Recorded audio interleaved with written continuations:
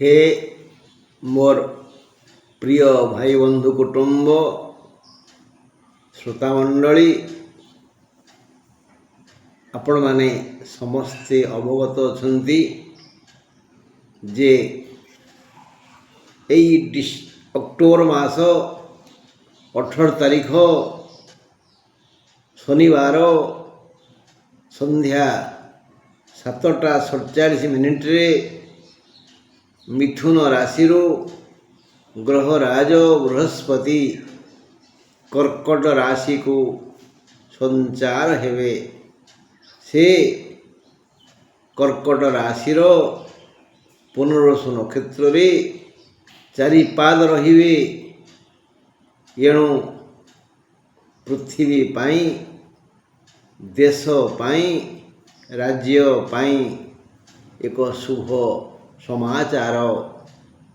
टिके अतिथि को चलतु ना त्रेतया युगरे कर्कटरे जेबे बृहस्पति संचार होइथिला तेबे श्री रामचंद्र तंकर अश्लेषा कर्कट से वन गमन करथिले।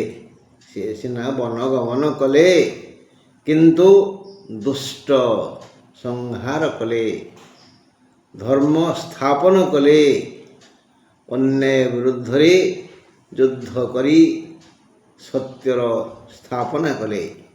एणु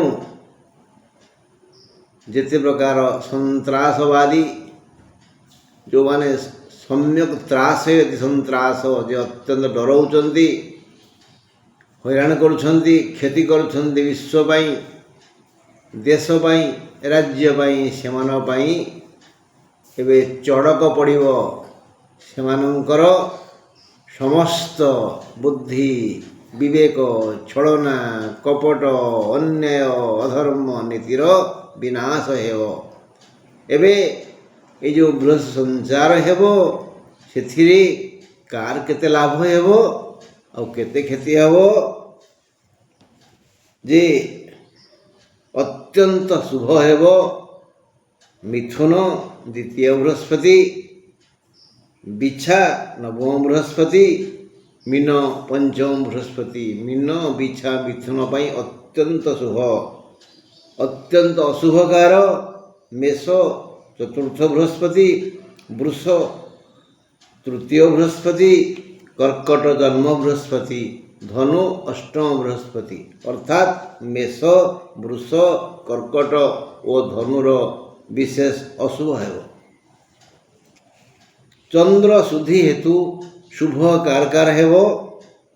मिथुन सिंह तुला बिछा कुंभ मीन चंद्र चलन रे ये जो पुनर्वसु नक्षत्र को गति गले से जो चंद्र चलन है से समय रे शुभ दृष्टि अच्छी बृहस्पति क्या प्रति मिथुन सिंह तुला बिछा कुंभ मीन। हेले विज्ञान माने कहती 1, 2, 3 नक्षत्र को अधिक पीड़ा हेबो। यही बृहस्पति बृहस्पति तांको तरफरु पीड़ा देवे। 1, 2, 3 नक्षत्र को अति भयंकर पीड़ा देवे जहाँ कह जाए मृत्युवत पीड़ा। आउ 4, 5, 6 नक्षत्र को से खुशी खबर देवे, खुशी रखिए, आनंद रखिए। 4, 5, 6 को से खुशी खबर देवे और आनंद रखिए। 7, 8, 9, 10 यही 4 नक्षत्र को बृहस्पति उच्च कोटिर सम्मान देवे। 11, 12, 13, 14 एमाने सुख पाई जीवन उपभोग करिवे। विशेष कल्याण अच्छी यही नक्षत्र प्रति बृहस्पति। 15 नक्षत्र यथेष्ट बेसी धन पाइबे, लाभ बेसी हम। 16, 17, 18, 19, 20 16, 17, 18, 19, 20 यही 5 नक्षत्र प्रीतिलाभ करिवे। जेतिकी जाठू स्नेह आदर पाइबा कथा सेतिकी से पाइबे। 21, 22, 23 এই ତିନି ନକ୍ଷତ୍ର ପାଇଁ ଅପମାନ ଯୋଗ ଅଛି। ଏମାନେ ପ୍ରାୟ କଥାରେ କଥାରେ ଅପମାନିତ ହେବେ। 24, 25, 26 ଏହି ତିନି ନକ୍ଷତ୍ରଙ୍କର ସ୍ଥାନାନ୍ତର ଯୋଗ ଅଛି, ଯାହା ହେଇଥିଲା ରାମଙ୍କ ପାଇଁ। ଅଯୋଧ୍ୟାରୁ ସେ ଜଙ୍ଗଲକୁ ଗଲେ। 27 ନକ୍ଷତ୍ର ଠିକ୍ 1, 2, 3 ପରି ପୀଡ଼ା ଭୋଗିବ ବୋଇଲେ ଅତ୍ୟନ୍ତ ଯନ୍ତ୍ରଣା। ଏ ହେଲା ସାଧାରଣ କଥା। ଅସାଧାରଣ କଥା କ'ଣ? ଟିକନିକ ବିଚାର କରାଗଲା। ପ୍ରକୃତରେ ଏ ବୃହସ୍ପତି ଚଳନରେ କେଉଁ ନକ୍ଷତ୍ର କେତେ ପରିମାଣରେ ସୁଖ ବା ଦୁଃଖ ଭୋଗିବେ। ଅଶ୍ୱିନୀ ମେଷ ରାଶି ଅଶ୍ୱିନୀ ନକ୍ଷତ୍ରଙ୍କ ପାଇଁ ପ୍ରୀତି ଲାଭ ଅଛି। ମେଷ ରାଶି ଦ୍ୱିଜା ନକ୍ଷତ୍ରଙ୍କ ପାଇଁ ତୀର୍ଥ ଦର୍ଶନ ଯୋଗ ଅଛି। ମେଷ ରାଶି କୃତ୍ତିକା ନକ୍ଷତ୍ରଙ୍କ ପାଇଁ ରାଜଲକ୍ଷ୍ମୀ ଯୋଗ, ପ୍ରବଳ ଧନ ଆସିବ। ମେଷ ରାଶି କୃତ୍ତିକା ନକ୍ଷତ୍ର ପାଇଁ ସେପଟରେ କୁହାଯାଇଛି ପୁରା ଅଶୁଭ, କିନ୍ତୁ ଟିକନିକ ବିଚାର ହେଇନି ସେପଟରେ, ଏପଟରେ ହେଇଛି। ଏବେ ବୃଷ ରାଶି କୃତ୍ତିକା ନକ୍ଷତ୍ରକୁ ସ୍ଥାନାନ୍ତରିତ ଦଣ୍ଡ ମିଳିବ। ବୃଷ ରାଶି ରୋହିଣୀ ନକ୍ଷତ୍ରକୁ ଦୁଃଖ ମିଳିବ। ବୃଷ ରାଶି ମୃଗଶିରା ନକ୍ଷତ୍ରକୁ ଲାଭ ହେବ, ଭୂମି ଆଉ ଅର୍ଥ। ମିଥୁନ ରାଶି ମୃଗଶିରା ନକ୍ଷତ୍ର କଳହରେ ଦିନ ଯିବ। ମିଥୁନ ରାଶି ଆର୍ଦ୍ରା ନକ୍ଷତ୍ର ପାଇଁ ବଡ଼ ବିପଦ, ଶସ୍ତ୍ରାଘାତ ହେବ, ରକ୍ତପାତ ହେବ। ମିଥୁନ ରାଶି ପୁନର୍ବସୁ ନକ୍ଷତ୍ରକୁ ପ୍ରୀତି ଲାଭ।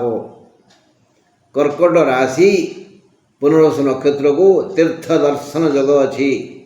କର୍କଟ ରାଶି ପୁଷ୍ୟା ନକ୍ଷତ୍ରକୁ ରାଜଲକ୍ଷ୍ମୀ ଯୋଗ ଅଛି, ପ୍ରବଳ ଅର୍ଥ ଲାଭ ହେବ, ସମ୍ମାନ ମିଳିବ। କର୍କଟ ରାଶି ଅଶ୍ଳେଷା ପାଇଁ ସ୍ଥାନାନ୍ତରିତ କଷ୍ଟ ଅଛି, ଯାହା ମିଳିଥିଲା ଶ୍ରୀରାମଙ୍କୁ। ସିଂହ ରାଶି ମଘା ନକ୍ଷତ୍ରକୁ ଭୂମି ଓ ଅର୍ଥ ଲାଭ। ସିଂହ ରାଶି ପୂର୍ବଫାଲ ନକ୍ଷତ୍ରକୁ କଳହ ଯୋଗ, କଳହରେ ଦିନ ଯିବ। ସିଂହ ରାଶି ଉତ୍ତରଫାଲ ନକ୍ଷତ୍ରକୁ ଶସ୍ତ୍ରାଘାତ, ରକ୍ତପାତ ଯୋଗ ଅଛି, ଅତି ଅଶୁଭ। କନ୍ୟା ରାଶି ଉତ୍ତରଫାଲ ନକ୍ଷତ୍ରକୁ ପ୍ରୀତି ଲାଭ, ଯଥା ସମ୍ଭବ ଯେତେ ସ୍ନେହ ପାଇବା କଥା ପାଇବେ। କନ୍ୟା ରାଶି ହସ୍ତା ନକ୍ଷତ୍ରକୁ ତୀର୍ଥ ଦର୍ଶନ ଯୋଗ ଅଛି। କନ୍ୟା ରାଶି ଚିତ୍ରା ନକ୍ଷତ୍ରକୁ ରାଜଲକ୍ଷ୍ମୀ ଯୋଗ ଅଛି, ସମ୍ମାନର ସହିତ ଅଧିକ ଧନ ପାଇବେ। ତୁଳା ରାଶି ଚିତ୍ରା ନକ୍ଷତ୍ର ଏମାନେ ସ୍ଥାନାନ୍ତରିତ କଷ୍ଟ ଭୋଗିବେ, ଯାହା ମିଳିଥିଲା ଶ୍ରୀରାମଚନ୍ଦ୍ରଙ୍କୁ। ତୁଳା ରାଶି ସ୍ୱାତି ନକ୍ଷତ୍ରଙ୍କର ଦୁଃଖ ଦୁଃଖ ଦୁଃଖ। ତୁଳା ରାଶି ବିଶାଖା ନକ୍ଷତ୍ରଙ୍କର ବଢ଼ିଆ ଲାଭ, ଭୂମି ଆଉ ଅର୍ଥ ଲାଭ। ବିଛା ରାଶି ବିଶାଖା ନକ୍ଷତ୍ରଙ୍କର କଳହରେ ଦିନ ଯିବ। ବିଛା ରାଶି ଅନୁରାଧା ନକ୍ଷତ୍ରଙ୍କୁ ଶସ୍ତ୍ରାଘାତ, ରକ୍ତପାତ ଯୋଗ ଅଛି, ଅତି ଅଶୁଭ। ବିଛା ରାଶି ଜ୍ୟେଷ୍ଠା ନକ୍ଷତ୍ରକୁ ପ୍ରୀତି ଲାଭ ଯୋଗ ଅଛି, ସ୍ନେହ ଆଦର ପାଇବେ। ଧନୁ ରାଶି ବୁଳା ନକ୍ଷତ୍ରକୁ ରାଜଲକ୍ଷ୍ମୀ ଯୋଗ ଅଛି, ସେମାନେ ଅଧିକରୁ ଅଧିକ ଧନ ସମ୍ପତ୍ତି ଲାଭ କରିବେ। ଧନୁ ରାଶି ପୂର୍ବଷାଢ଼ ନକ୍ଷତ୍ରକୁ ସ୍ଥାନାନ୍ତରିତ କଷ୍ଟ ଅଛି, ଯାହା ମିଳିଥିଲା ଶ୍ରୀରାମଚନ୍ଦ୍ରଙ୍କୁ। ଧନୁ ରାଶି ଉତ୍ତରାଷାଢ଼ ନକ୍ଷତ୍ରକୁ ଦୁଃଖ ଦୁଃଖ ଦୁଃଖ ଅଛି। ମକର ରାଶି ଉତ୍ତରାଷାଢ଼ ନକ୍ଷତ୍ରକୁ ଭୂମି ଓ ଅର୍ଥ ଲାଭ ଯୋଗ ଅଛି। ମକର ରାଶି ଶ୍ରବଣ ନକ୍ଷତ୍ରକୁ କଳହ ଯୋଗ ଅଛି। ମକର ରାଶି ଧନିଷ୍ଠା ନକ୍ଷତ୍ରକୁ ଶସ୍ତ୍ରାଘାତ, ରକ୍ତପାତ ଯୋଗ ଅଛି, ଅତି ଅଶୁଭ। ଶସ୍ତ୍ରାଘାତ, ରକ୍ତପାତ। କୁମ୍ଭ ରାଶି ଧନିଷ୍ଠା ନକ୍ଷତ୍ର ପାଇଁ ପ୍ରୀତି ଲାଭ, ସ୍ନେହ ଆଦର ଯଥେଷ୍ଟ ପାଇବେ। କୁମ୍ଭ ରାଶି ଶତଭିଷା ନକ୍ଷତ୍ର ପାଇଁ ତୀର୍ଥ ଦର୍ଶନ ଯୋଗ ଅଛି। କୁମ୍ଭ ରାଶି ପୂର୍ବଭାଦ୍ର ନକ୍ଷତ୍ର ପାଇଁ ଅତି ଆନନ୍ଦ, ରାଜଲକ୍ଷ୍ମୀ ଯୋଗ, ଅର୍ଥାତ୍ ସମ୍ମାନର ସହ ଧନ ପାଇବେ। ମୀନ ରାଶି ପୂର୍ବଭାଦ୍ର ନକ୍ଷତ୍ର ପାଇଁ ସ୍ଥାନାନ୍ତରିତ କଷ୍ଟ ଅଛି, ଯାହା ମିଳିଥିଲା ଶ୍ରୀରାମଚନ୍ଦ୍ରଙ୍କୁ। ମୀନ ରାଶି ଉତ୍ତର ଭାଦ୍ର ନକ୍ଷତ୍ର ପାଇଁ ଦୁଃଖ ଦୁଃଖ ଦୁଃଖ ଅଛି। ମୀନ ରାଶି ରେବତୀ ନକ୍ଷତ୍ର ପାଇଁ ଯଥେଷ୍ଟ ଲାଭ, ଭୂମି ଆଉ ତୀର୍ଥ ଦର୍ଶନ ଯୋଗ ଅଛି, ଅର୍ଥ ଲାଭ ଯୋଗ ଅଛି, ଅତି ଆନନ୍ଦରେ ରହିବ। ବନ୍ଧୁ, ବୃହସ୍ପତି ଚଳନ ଉପରେ ମୁଁ ଯାହା ସବୁ କହିଲି ତାକୁ ଟିକେ ଖାତାରେ ଲେଖି ରଖିବେ, କାରଣ ଏଇ ଯେଉଁ ସମୟ ଖୁବ୍ କମ୍ ସମୟ ପାଇଁ ବୃହସ୍ପତି ରହିବେ କର୍କଟରେ, ଖୁବ୍ କମ୍ ସମୟ, କିନ୍ତୁ ସେ ସମୟରେ ଶାନ୍ତି ସ୍ଥାପିତ ହେବ, ସର୍ବତ୍ର ଧର୍ମ ସ୍ଥାପିତ ହେବ।